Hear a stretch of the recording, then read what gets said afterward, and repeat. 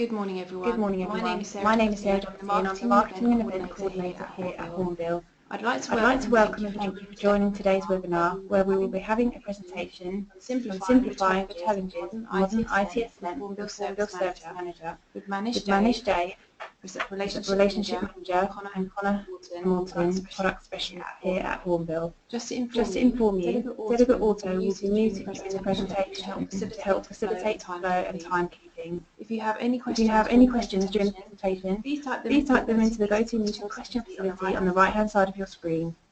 We will collate questions and answer them at the end of the presentation. Thank you for the time to attend. I will now pass you over to Manish and Connor. Hi there everyone, for joining our webinar today. As we said, today Connor will take you through an Hornbill Service Manager and how we've simplified the challenges of modern service management. To begin with, I'll take you through some of the key challenges that we've identified and addressed in Service Manager. Connor will then take you through a demo of solution in action, and I'll close with our key differentiators, our commercial offering, and our Supportworks Service Manager migration package. So to begin with, Hornbill have been in ITSM industry now for over 20 years. Supportworks, the system all of our attendees are using today. We've looked at the feedback our customers have given us, plus our experience in the industry to identify a number of key challenges, not just with Supportworks, but with other ITSM solutions that are available. The number one challenge about is upgrades. They're an expensive, time-consuming process that can be quite painful. The longer you leave the project, the more difficult and expensive and time-consuming it can become. We often customers who plan on us for one reason or the other, they don't get around to upgrading, and the version there becomes quite far apart from the latest version, making a more complicated project.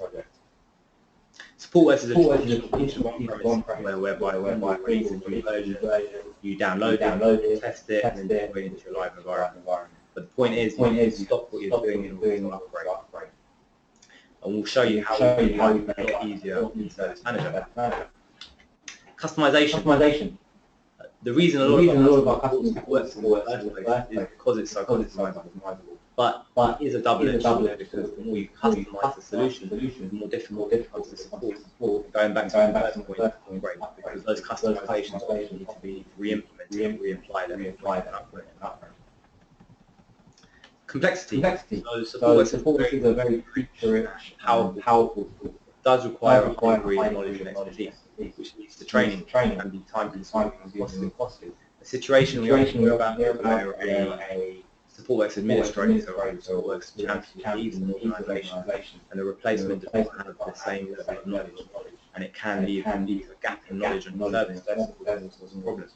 So again, we'll show you how we address that situation in Service Manager. Usability. So again, Supportworks is very powerful, very feature-rich, but I think you'll agree that you compare it with the kind of apps that we have outside of the office, it's not particularly intuitive. For the most part, the communication actually happens outside of Supportworks. So we'll be logging tickets within Supportworks, but we'll be speaking with colleagues to help us resolve issues, whether it's a conversation, or it's a message or an email. And it's that type of passive knowledge that we have to really tap into the Service Manager, which we'll come on to shortly. Reporting is also a challenging area in Supportworks. All of what I've mentioned previously is got high type ownership with upgrades, with consultancy, with training costs. Other costs that you might not think about, such as server infrastructure costs, like the electricity costs of hosting a server, cooling costs of that server. And we're all looking at ways to make our spending more efficient. So Hornbill had a light bulb where we looked at those challenges that our customers are facing with Supportworks, and we looked at the ways that the world has changed, mobile and cloud revolution. Use that to create a collaboration platform. Allows your team and colleagues to communicate in a much more modern, intuitive, engaging way, similar to what you do outside of the office, where information and access to you comes to you. On a collaboration platform, various applications are available. We'll be concentrating today on the Hornbill Service Manager, but there are other apps including Customer Manager, Configuration Manager, and Mailbox View. These applications can work standalone or side by side with each other. So how have we innovated? Well, we married best practice service management with familiar social consumer mobile concepts to create a system that allows you to share knowledge and ideas, collaborate no matter where you are, getting more done in less time and from anywhere. You can work across any device, whether it's a laptop, a mobile, PC. This is all browser-based. We also have native iOS and Android applications. You can work from anywhere with language no longer a barrier. So I mentioned earlier, excuse me, in Supportworks, for the most part, communication actually happens outside of the system. So you'll be logging a ticket in Supportworks, but you'll be, excuse me, you'll be communicating with colleagues outside of the system. So you'll be asking questions, whether it's a instant message or a conversation by the water cooler or an email. And that information is effectively lost. It's not reusable. It's stored in someone's head or in an email inbox. And it's that type of conversational knowledge that we refer to as tacit knowledge, which is in contrast to explicit knowledge, which could be things like policies, FAQs, procedure documents, the type of knowledge that you'd store in a knowledge base somewhere. And we'll show you how we've addressed both of those areas in Service Manager.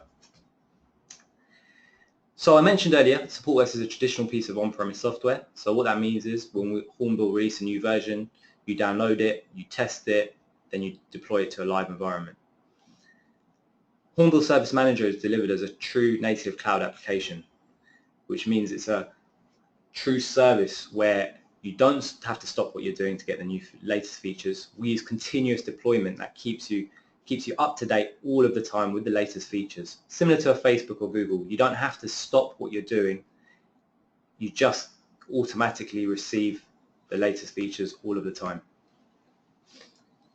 And what that leads to is no more complex and costly upgrades, with all updates automatic, keeping you up to date with the latest features without any service disruption, and customizations that keep on working guaranteed. So on that note, I'll pass you over to Connor to take you through Service Manager in action. Thank you very much, Manish, and thank you very much, Sarah. Good morning, everyone. First things first, I would like to say apologies for the slight sound issues this morning. I think we've resolved it, but Sarah is monitoring the questions, so feel free to let us know if there are any more problems, and we'll try and sort them out. And if there are any questions, feel free to drop them into the webinar session, and we will address them all at the end. So I'm going to take you through three aspects of Service Manager, in fact all three aspects of Service Manager, the Self-Service Portal, the Analyst View, and then the Admin Tool. Everything is web-based. This is a 100% SaaS solution, and I'm going to start with the Self-Service Portal, which you are seeing right now. Now, I'm currently logged in as a gentleman called Steve, and Steve uses this as his business portal. I say business portal because it's traditionally for IT, but it's equally at home with facilities, HR, finance, whatever department you guys might want to use it with. And as a result, for any end user, including Steve here, this is his one-stop shop for anything business related. Any requests or questions he may have, he can come to a self-service portal and he can clearly see all the different services available to him. Each user could potentially have their own tailored experience depending on the services they are subscribed to. And we support transparent single sign-on. So as you'll fully expect with most cloud solutions, we support the SAML 2 protocol, so no passwords or anything. It will simply link to your ADFS server. So as I mentioned, this is Steve's view. First thing we see at the top are the bulletins flashing across the top of the screen. These are service specific, so only relevant to the services that the logged in user is subscribed to.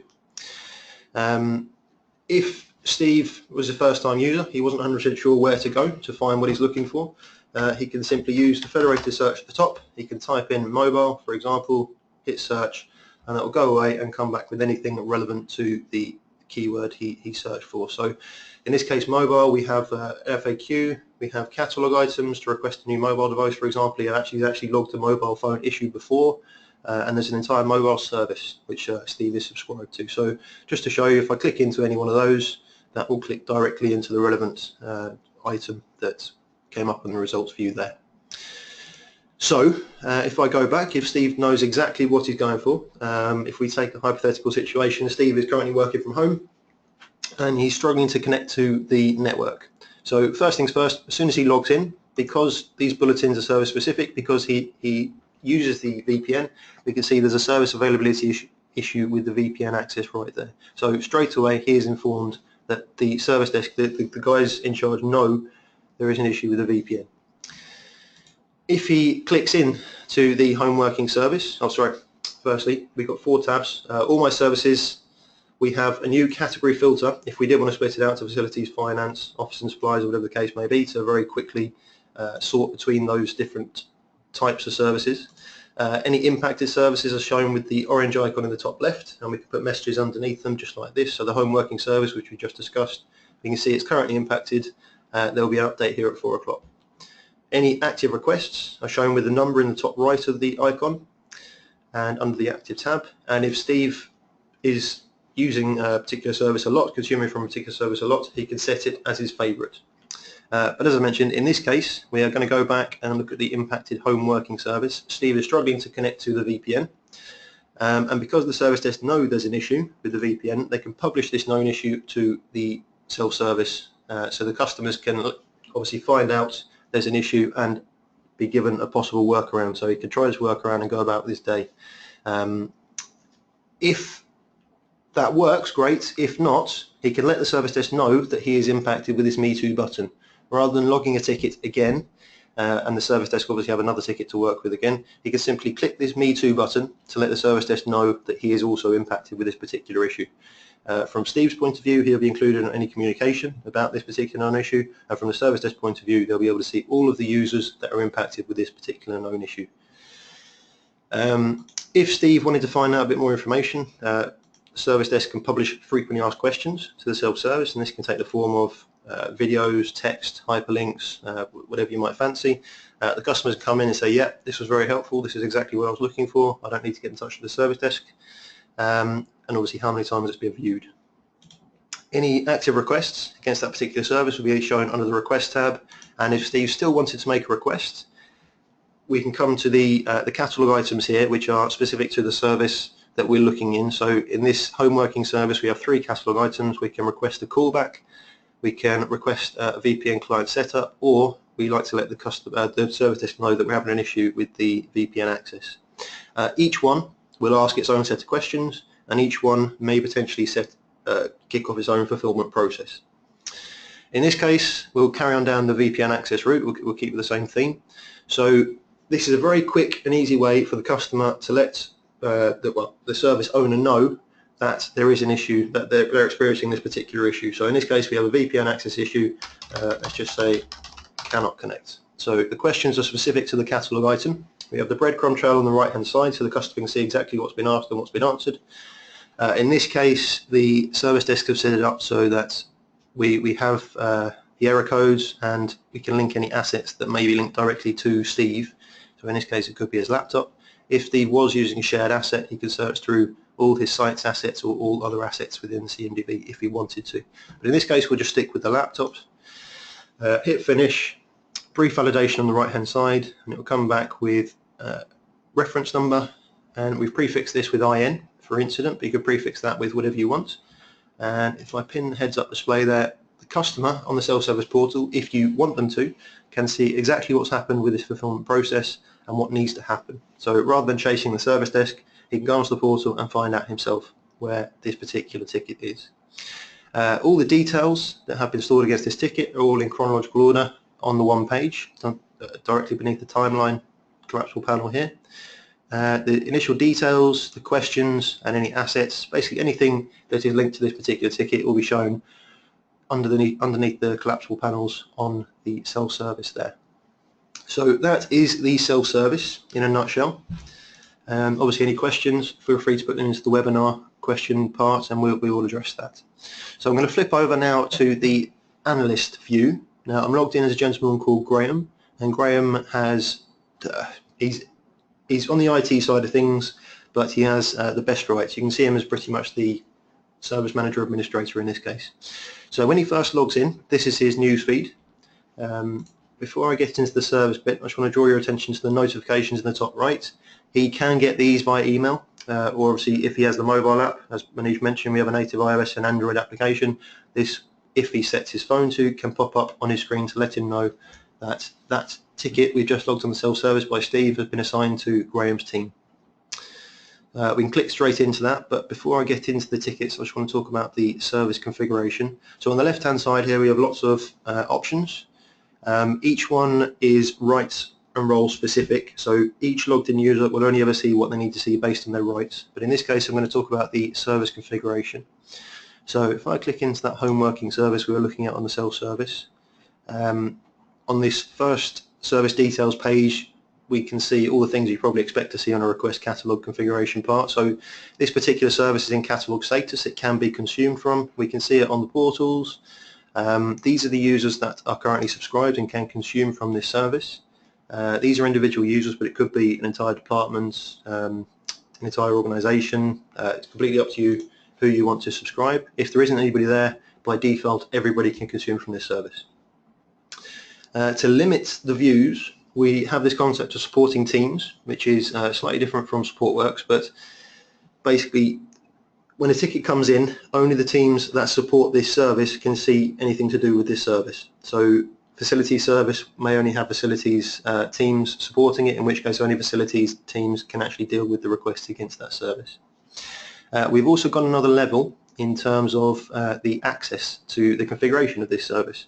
In this case, this particular home working service is private, so only the owner and anybody from these teams can actually see the configuration for this service. The owner is the primary administrator for this service, so each service could potentially have its own service owner, in which case they'll be responsible for the configuration, the assets, FAQs, bulletins, etc., etc. But again, it's natural segregation. There's no need for any long consultancy projects to filter anything back. This is all out of the box.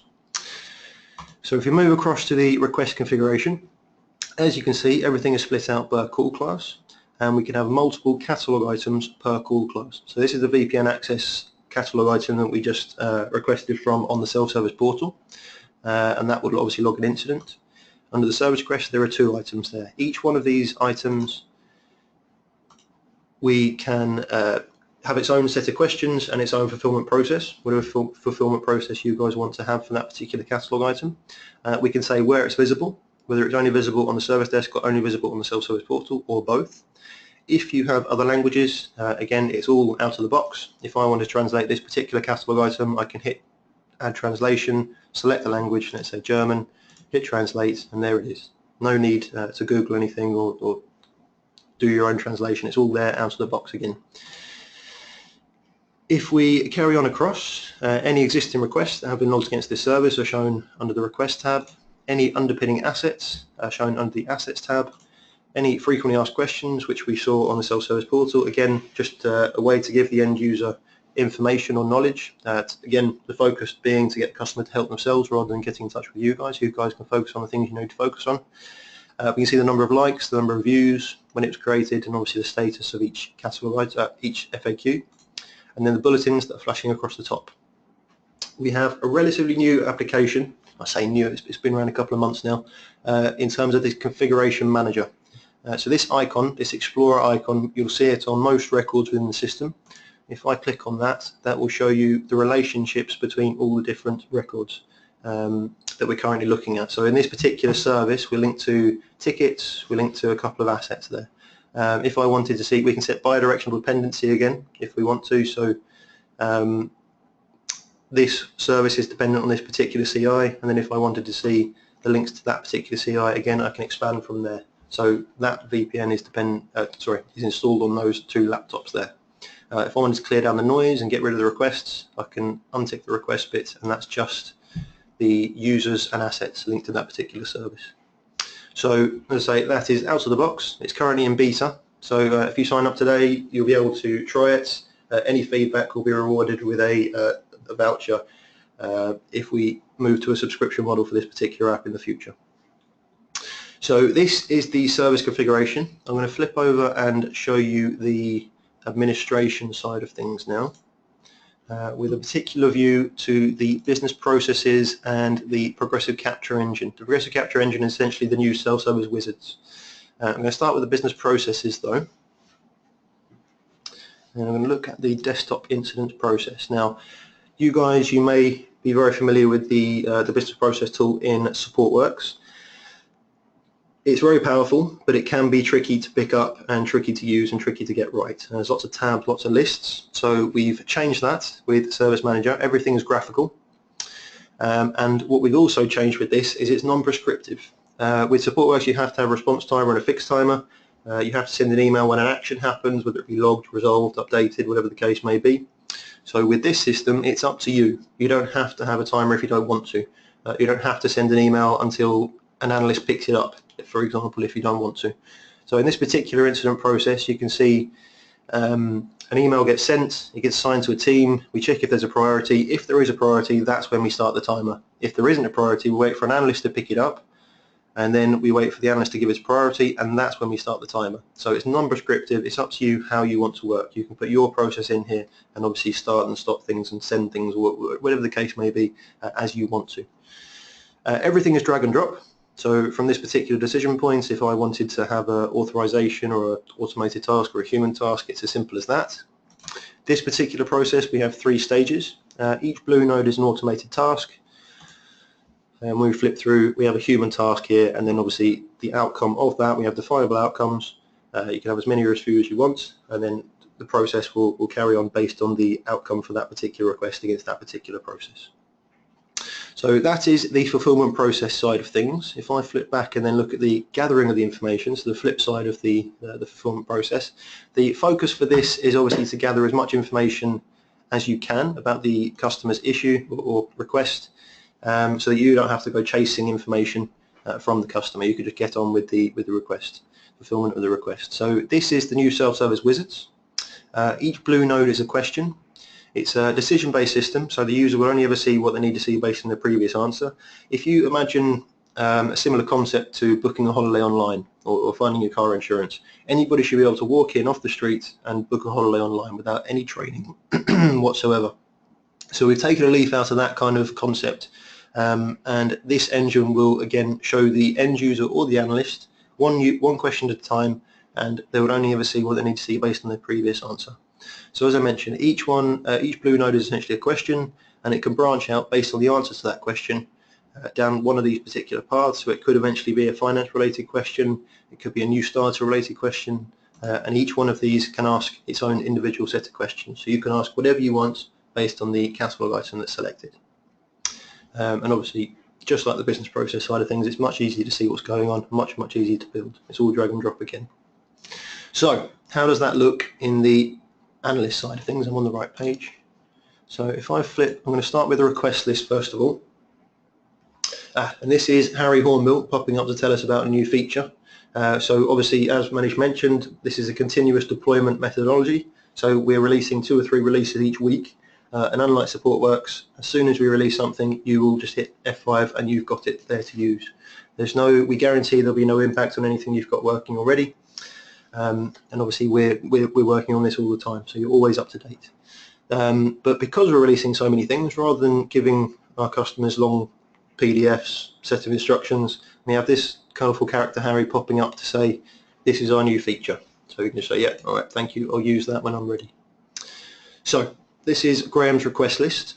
Now, Graham has the rights to see all of these different call classes. If Graham didn't have the right to see changes, he wouldn't see the icon at all. Nothing is ever greyed out or unclickable. You only ever see what you need to see based on your rights. So in this case, Graham can see all of these. So his home view is Graham's incidents, all the incidents where Graham is the owner. If we want to see all of Graham's tickets, regardless of call class, we can.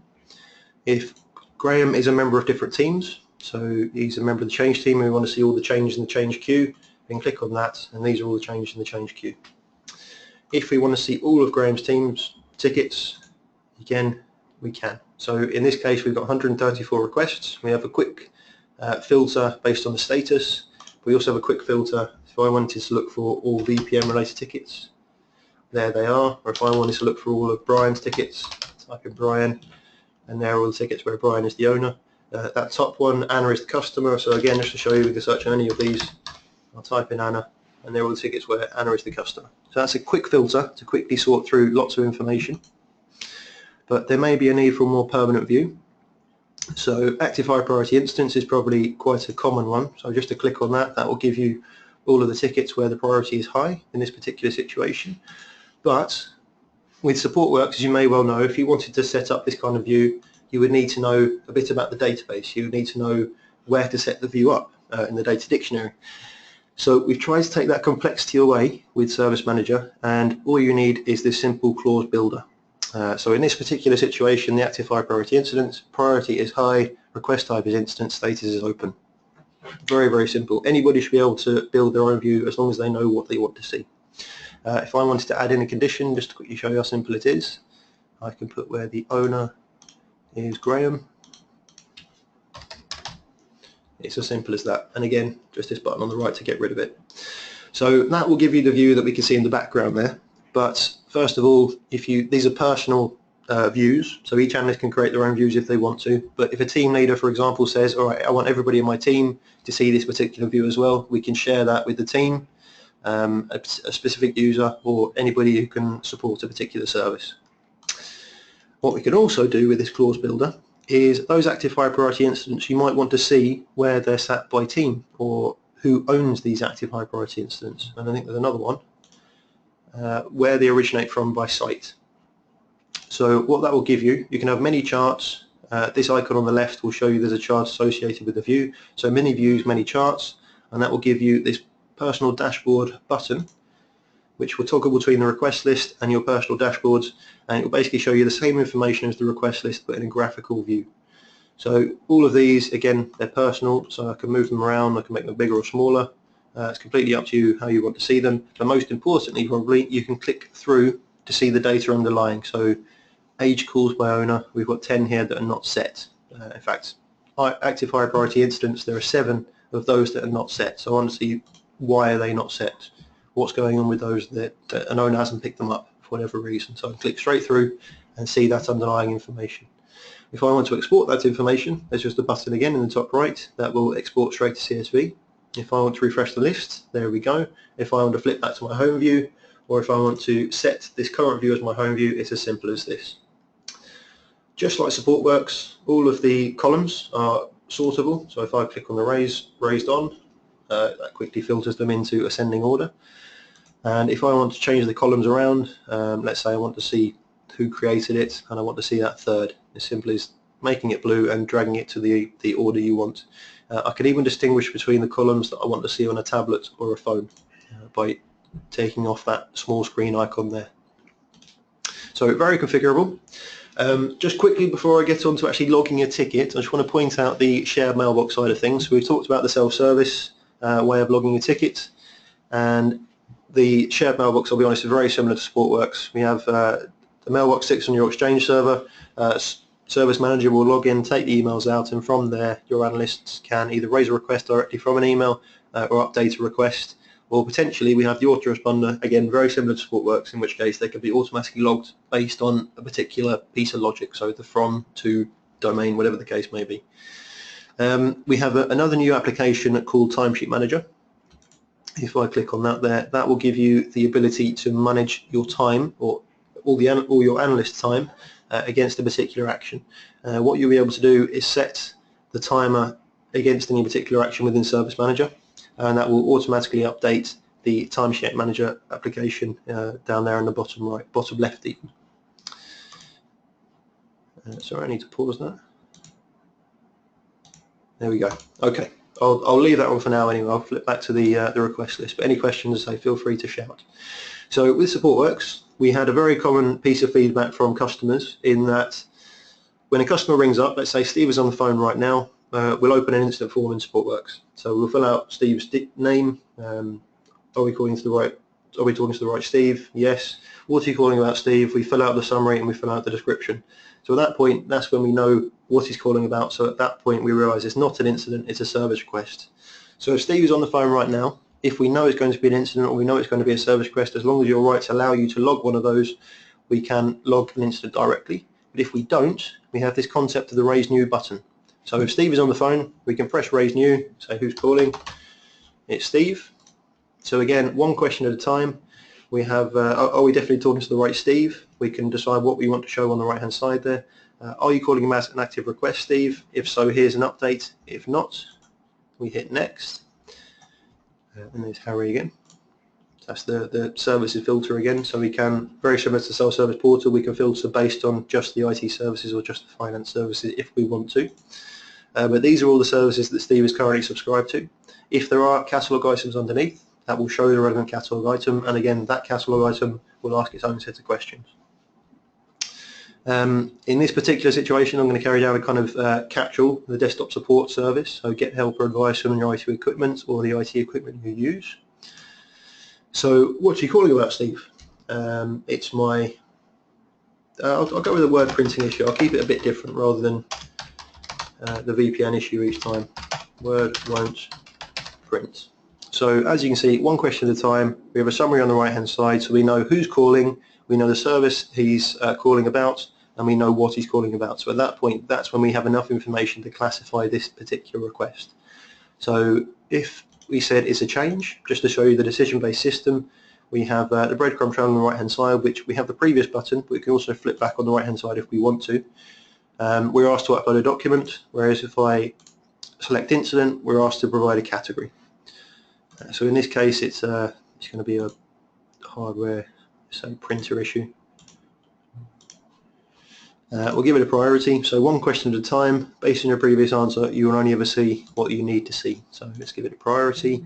And then, is this anything to do with a particular asset? It could be something to do with my laptop, or it could be something to do with the printer in the finance department, let's say. So we can search the entire CMDB. We can find that particular shared asset, so it wouldn't be linked directly to Steve, but Steve may be using it, in which case you may need to log a ticket against it. So I'll link that one as well. So as you can see, we have the summary on the right hand side. I'll hit finish. We've answered everything we need to. We have a brief validation there, and then it will come back with another reference number. Again, we've prefixed this with IN, but you can prefix that with whatever you want, and we'll have a look at the logged ticket. So the first thing we see is the heads-up display across the top. So very similar to the self-service portal, the analyst can easily see what's already happened and what needs to happen. So the process that we looked at in the back end, it's already sent an email, it's already assigned it to the first line support team, and we've already set a priority when we're logging the ticket. And obviously those details, the first line support team and the resolved by date time is ticking there. What we haven't done in this first stage is allocate an analyst. So the system is actually prompting the person who opens this ticket to assign either themselves or another member of that team. So in this case, we're logged in as Graham, so I'll pick it up as Graham. So that checkpoint has been ticked, and we've been moved across to the second stage to resolve this issue, and we've been provided a task to resolve this issue as well. Unfortunately, there is still some manual intervention. So across the middle here, we have lots of options. So the first one is the standard update. So if I type in update, that will go into the timeline. Again, very similar to the self-service portal, all on the one page in chronological order directly beneath the details. A very common request with Supportworks was that first of all, we'd like customers to be able to send the analyst screenshots, but also the analyst might like to show the customers what they're seeing. So with Service Manager, unlike Supportworks, we can simply print screen, paste in the image in there, and we say, right, Steve, this is what I'm seeing. Can you see this as well? Whatever the case may be. And then Steve can see that in exactly that format on the self-service portal or his mobile or wherever he might be viewing that. Nowadays, Supportworks was created 20 years ago, so we've got things available to us nowadays that we didn't have 20 years ago. For example, Google. Nowadays, I don't know about you, but I like to just type everything in Google if I have a question. So rather than having to do that if you have a particular request from your customer, we have these custom buttons that will simply pass a variable from the record we're looking at through to a resource like Google, just via URL. So I can click Google, and that will search Google for, obviously I haven't used this particular one before. I agree, thank you very much. Anyway, that will search Google for word printing issue. So we can say, right, Steve, have a look at these or this particular item. This might help your problem. Another thing we have nowadays that we didn't have 20 years ago is YouTube. So nowadays people might prefer to watch a video rather than read a long set of instructions or a PDF. So again, we can pass a variable straight through to YouTube. And again, let's just take that top one. Doesn't look like the most exciting, but this might help Steve. So we can take the abbreviated URL across the bottom or the long URL across the top. And again, we can paste that directly into the ticket, and Steve will be able to see that on the self-service portal, and it will play directly from the ticket. There's no jumping to other windows or anything like that. That is there to be picked up on the mobile or the self-service as well. Lots of options across the top. All of these we can limit per call class per service, so you don't necessarily have to have a callback for a word printing issue against this particular service if we don't want to. But there are lots and lots of options that you guys can decide what is applicable. Attach a file, link a ticket, send an email. So with this, again, very similar to the multi-clip in Supportworks, we have this concept of snippets. So a standard preset bit of text we can paste directly in and send Steve, could you please forward a screenshot, for example. Change the customer, assign, add in connections. So this is a useful bit that again would need a bit of customization in Supportworks.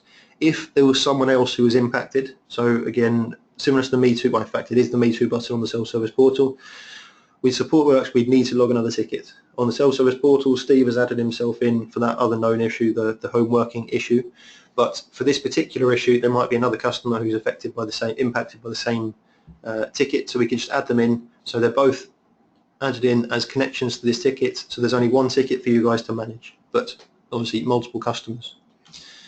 It could be a customer's manager who wants to see the status of a particular one of their team members' tickets, or it could be a secretary on behalf of a CEO, for example. So both of these, all of these situations, everybody who's added in as a connection will be included in any communication about this ticket, and obviously all of them can potentially update it as well.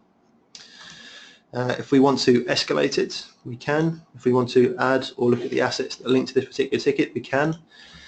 We have the concept of visual graphical boards, very similar to a system like Trello, but I'll come back to that in a bit. So we can add this request to a particular board, resolve, cancel, and again we can look at all the relationships for this particular record and the rest of the system, and obviously print. Now, Manish mentioned at the start, this is a collaborative platform. So one of the ways that the collaborative platform enhances the service manager experience is in the concept of being able to drop in a subject matter expert. With Supportworks, you can, if you wanted the opinion of, say, the networks team, you can create a task and assign that to the networks team, in which case they may not have full visibility of the ticket, or you can assign the entire ticket across, in which case you may lose visibility of the ticket. So you can still do both of those things if you want to, but we also have this third option, being able to drop in, let's say Rosemary is the change manager, and there's an issue with this word printing issue, so we can say, Rosemary, do you have any idea what's going on? So once Rosemary has been added in as a member, firstly, because she is the change manager, her rights will only normally let her see changes, but because Graham has added her in as a member, so I'll try to type and talk, can you take a look at this? Because Graham has added in her as a member, her rights have been elevated so she can see this particular incident. She'll get a notification in a notifications list or on a mobile, wherever she may be seeing this, and then Graham can tag Rosemary, say, can you take a look at this? And then Rosemary can come in and comment and say, yeah, there's an issue going on with that particular printer, for example. If we wanted to have a look for other requests that might be linked to this particular issue, I'm going to stick with the VPN example again. We can search through the rest of the tickets to see what's going on with the VPN. If there is another problem, for example, that might be linked to this VPN, so we can have a look. We can filter that back based on the type of ticket, so a problem and the status, open, and we can limit it to the service as well if we wanted to. But in this case I'm going to keep with open problems, and there is one open problem, VPN instability issues for users. So we can link that problem to this ticket. That may well be something to do with this particular issue. In this case it's not, I know, but because we've linked that problem, there's a workaround against this particular record, so the solution icon has filtered down to the child incident in this case. So the analyst who is in charge can have a look at that, this possible workaround, is this applicable, yes, or actually no, this isn't quite for us. Tasks, again, similar to Supportworks, we can have tasks. Obviously these could potentially go to individuals or entire teams. If I click at the configuration, in this case this is a process generated task, so this is all pre-populated from the process, but you can see the options. We can assign it to a particular user or team. It needs to start on this date and time, it's due by this date and time. We can add a checklist or attach a file. I quite like the checklist side of things, so if I say networks, you guys, you need to do these 1 and 2 things, save that. Networks will get this task, whether they can see the request or not. They can come in and say, right, I've done one of these 2 things, and because that checklist is only halfway complete, the owner can see a progress bar against that particular task. So again, a glance will tell Graham in this case how far through this task networks are, rather than having to go chasing networks for further information. So the tasks bit, we can see those in the My Activities view as well. So each analyst will have their own My Activities view, so if I click into that, this will show you all of the tasks for that particular analyst or potentially the group, if you wanted to. We have 3 different views. We have a list view which will show you all the details. Again, very similar to the request list, we can decide which columns we want to see and how we want to see them. The board view, this is similar to the graphical representation of a particular area of the business, and we have a calendar view, so we can see this particular support contract task is due next Wednesday, the 31st of August. Now the boards I've mentioned a couple of times. I'm going to draw you to that. So a good example is a change management board. So if you're a service delivery manager, or let's take Rosemary as an example, the change manager. Rosemary looks after all the changes in the system, so she may have many changes in flight at any particular point. So this is a bird's eye view of any particular area of the system. So in this example it's the change process. We've split up this particular board into all the different stages of the change process. So incoming, assessed with the CAB, and once it's been approved it's in the approval stage. We can drag and drop all of these tickets if we want to. We can click into all of these tickets, but we'd recommend that you let the process move all of these tickets for you, so that at any point when you click into a particular board you have an accurate representation of where each ticket is in relation to this particular board. So if we log a ticket against the change process, as soon as it gets approved it gets moved into the approval stage there automatically. So when Rosemary clicks in she can see exactly where everything is. We have the owners. If there is an owner on the ticket linked to at the top, we can click on Rosemary and we see all of Rosemary's tickets. The view is filtered down to only Rosemary's tickets. So change management is a good example, but we also have the concept of the board. So that change management process was running from the process, but this particular breach board is more applicable to incidents. In this case it's applicable to incidents, but it's running from the SLA rather than the process, so based on the timer running against this particular process. Tickets that are breaching today, breaching in 2 hours, breaching in 30 minutes, and once they have breached we can see exactly which tickets are breached. We can click into them if we want to, and we can see who the owners are. So we can click on Daniel and we can see, right, Daniel, one's about to breach, this has breached, what's going on. So it's a visual representation of any area of the system. Again, the collaborative side of things, just to quickly touch on this, this is a very new concept. We definitely didn't have anything like this in Supportworks, but this is what you see when you first log in. So the Supportworks today, kind of similar I suppose, but the information that you are interested in is coming to you. So each logged in user could potentially see their own view. In this case, Graham is interested in changes, so he can see when he first logs in that this particular change to upgrade the VPN software, which is based on what we've seen already, is definitely needed. He can see that this particular change has been approved, and then not only that, the process then updating that particular post to say it's been successfully implemented and the review has been complete, so it's finished. So he can see that when he first logs in, he doesn't need to go looking for that information, it's coming to him. As I mentioned, each logged in user could potentially see their own news feed based on what they're interested in. So all of these are split out into workspaces, or this is a particular document, so anything that he's interested in. So people are commenting, people are collaborating, people are liking. So in this particular case, he is following this particular instance, so similar to the watch calls view in Supportworks. If I have a look at this incident 93, any update to this ticket will be pushed to Graham's newsfeed because he's following with his follow button. So simple as that. If I unfollow, I don't get any updates about this ticket to my newsfeed, but because I am, anything is pushed. So he's not the customer, he's not the owner, but because he has a vested interest in this ticket for whatever reason, he can be updated on his newsfeed automatically. As I mentioned, all of these posts are moved into workspaces, so there could be hundreds of workspaces, but this particular user is only interested in these few. So if I look at the first line FAQ, it's probably a very good example. In this case, James is in the first line and he's asked a question. He's posted an image and he's saying, can anybody help? My customer's trying to delete a folder, but he's getting this error message. People are coming back and answering the question in a natural way. So rather than replying to an email and it gets stuck in someone's mailbox, or someone having a chat over a coffee and it's just walking around in people's heads, this is here forevermore. This is here to be searched on and be reused. In this case, Pablo and Pierre have come back with an answer. Both are in different languages, but that doesn't matter because I can just click this button and see it in my language, whatever that might be. In a year's time, we can find this particular post because we have exactly the same problem and we have 2 answers to go from. So in a year's time, I'll probably go with the one where there's 4 votes and 4 people have validated that particular answer.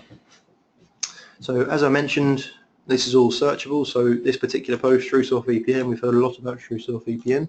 We could put that into the global search at the very top, search through all the workspaces, and we have 11 search results. So after a year's time, there may be many more, so we can filter it back on the date, who posted it, and the workspace it was posted in.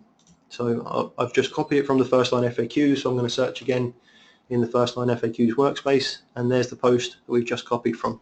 So that information is being captured and it's there to be reused forevermore. Rather than, in this case, Brian repeating the same answer over and over again, it is there to be used again.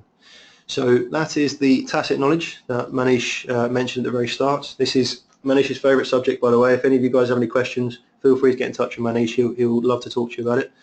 The flip side of the knowledge side of things, though, is the document manager. So again, this is an application. This is a free application. Feel free to make use of this. This is an area for more structured knowledge. So we have PDF documents, Word documents. You can create your own documents if you want to. We can organise these. We can add them into a library. So we can add all the marketing department documents into the marketing library and then share them with the marketing users. Or we can have them automatically grouped into collections if we want to. Now, if we click into one of these documents, first things first, they are a collaborative object, again, so they can be shared, they can be collaborated on, and you can set particular rights for each particular user if you want to. Anything that has happened against this document will be stored in the timeline directly beneath the details. And if we want to keep, oops, wrong button, if we want to keep multiple revisions, again, we can keep every revision of a particular document and then only publish the one that we want to publish when we're ready. So what this is trying to address is all of those shared network locations with the dodgy naming conventions, and you're not quite sure if that document is the latest version. You know it's the latest version if it's on here. You can see exactly what's happened, and it's all in a central place which can be accessed anywhere, anytime. We can keep activities, tasks, so a review of a particular document if we want to, and we can keep tags against each particular document to obviously label this document. So these tags, first of all, we can search them in the top. So if I keep with this change management process, I type in change, search there, and that's our documents.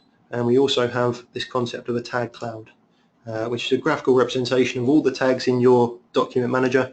The ones that are used the most are the biggest, and all of these we can click into. So there's our change management process tag, and there's our document again.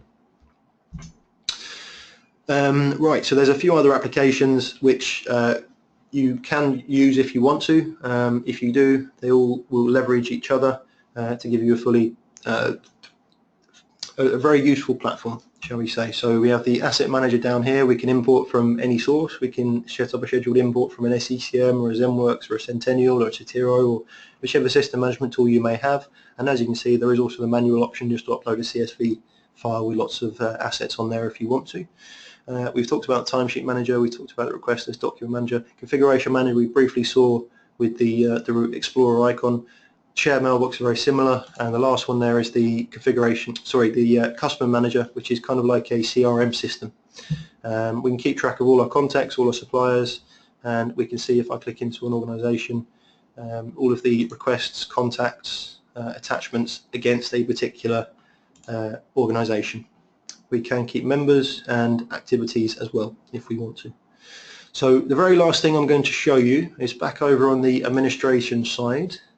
We have the standard reporting suite, so that's actually quite similar to Supportworks, but it is being improved at the moment. And again, beauty of the system, as soon as we have the improvements to the reporting suite, you'll just get them automatically. There's no need to upgrade or worry about redoing any customizations or anything like that. But the bit I wanted to focus on now very quickly before I hand back to Manish is the advanced analytics. This takes the form of 4 different parts, so I'm going to start left to right. First of all, the measures. This is basically the trending engine in Service Manager. We set up a measure, whatever it might be, so average time to resolve, incidents closed per month, incidents resolved outside a fix per month. We set a target on the right hand side there, and then this will go away and gather in information for whatever you want, however often you want. And it will give you this scorecard here, so you can see a traffic light system. If it's green, it's good. If it's red, it's bad. Compared with the target, obviously, if it's amber, it's bang on the target. We also have a spark line, so we can see a rough trend of how things are going. So this one, whatever it might be, it's dropped, so that's good. Incidents log per month. So if I flip back, the next step is the widgets. So a widget is a bit of information. So this can take the form of a chart or a count list or a data list, or it could use one of the measures if you wanted to. It could take many, many different forms. And then once you have your widgets sorted, we can put them onto a dashboard. And a dashboard, we can then, let's just have a look at one of these dashboards. So this is basically takes the form of many different widgets. You can see there's lots of different types there.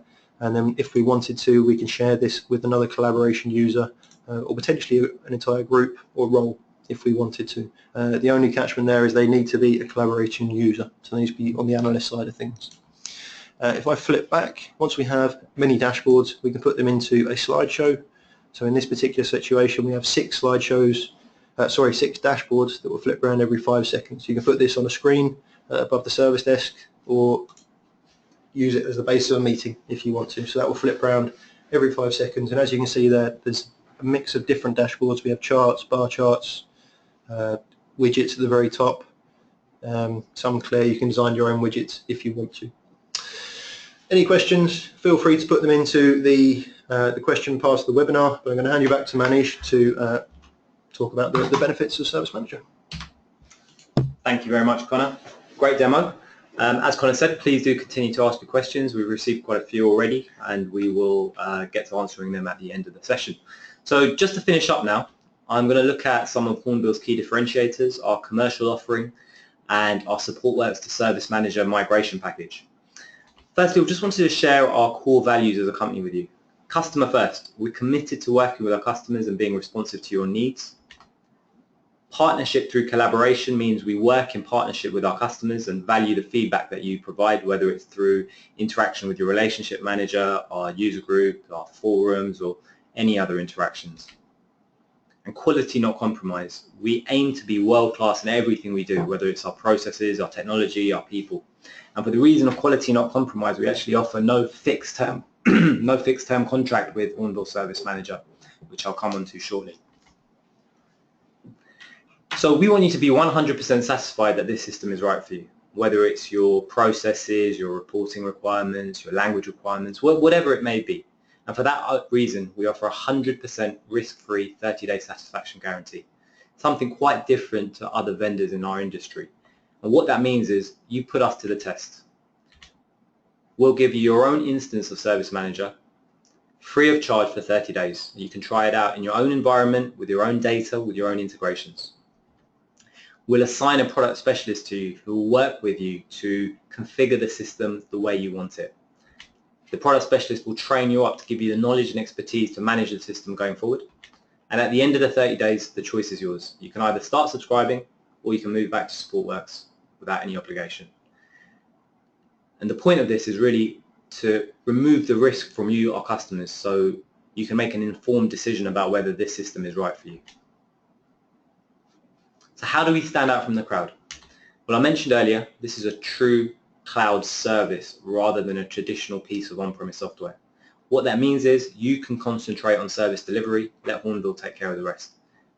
All updates are automatic, there are no more upgrades, your customizations keep working after an update, so you're always up to date with the latest features without any service disruption. Price for life is a guarantee that we offer our customers, whereby the price level that you sign up to will stay the same for the entire length of time you're a customer. If we raise our prices, you will not be affected. And over time, you'll get automatic discounts through the effect of inflation. You'll also just continue getting more and more value from the system as we continue to add new features and new functionality to the platform, and you won't pay extra for that. Train for life is a guarantee we offer, whereby, as I mentioned, we will train you up as part of the free of charge 30-day implementation. If your solution champion leaves the organization, if they retire, if they're promoted for whatever reason, we'll train up your replacement free of charge, and we'll continue doing so for the entire length of time that you're a customer.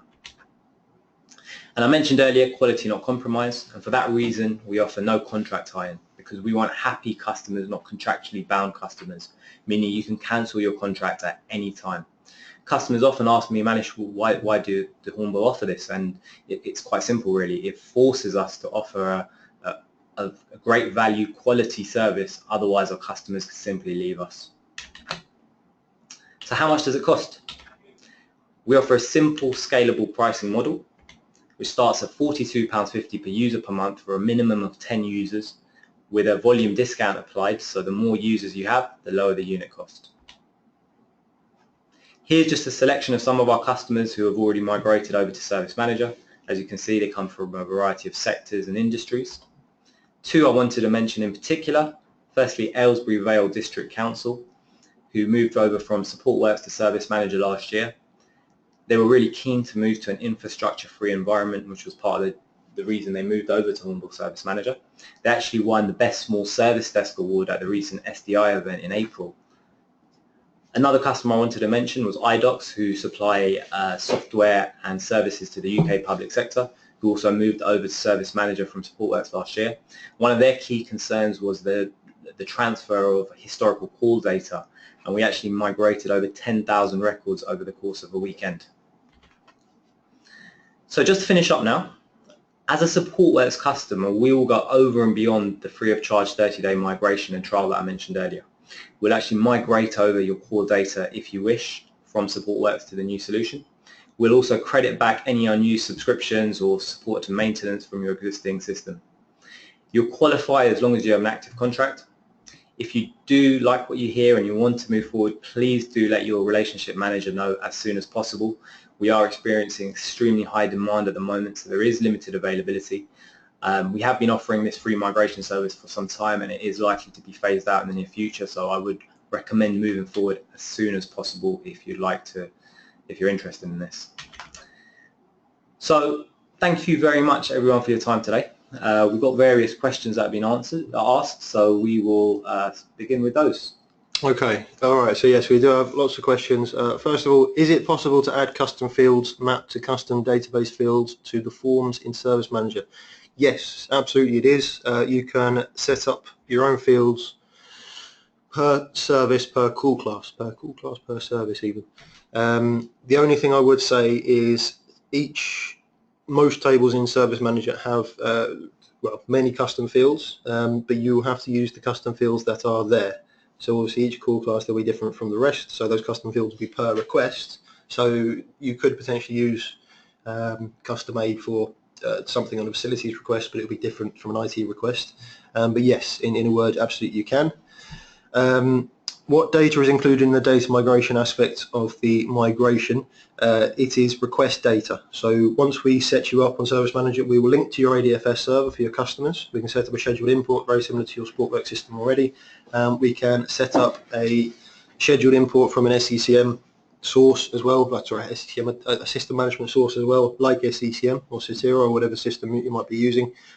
These will sit on your server, and you can schedule them using Windows Task Scheduler to run whenever you want. But from the data point of view, it's only the ticket data.